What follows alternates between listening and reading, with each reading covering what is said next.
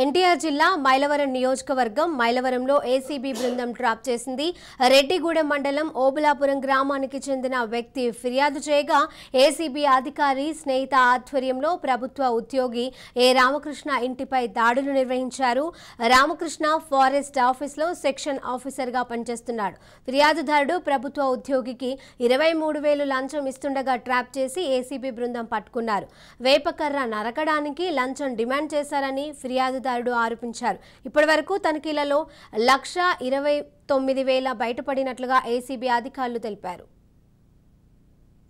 Transport చేస్తున్న కట్టెలను transport చేయాలంటే నెలకి 5,000 చొప్పున అతనికి లంచం ఇవ్వాలని ఫారెస్ట్ బీట్ ఆఫీసరు లంచాన్ని డిమాండ్ చేశారు.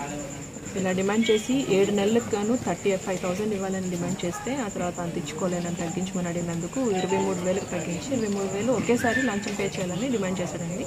ఆ 23,000 ఈరోజు రాంబాబు కంప్లైంట్ రాంబాబు ఇస్తుండగా ఫారెస్ట్ బీట్ ఆఫీసర్కి రెడ్ హ్యాండెడ్గా దొరికాడు. ఆయన్ని కస్టడీలోకి తీసుకున్నాము, కేసు నమోదు చేసాము, దర్యాప్తు చేస్తాము.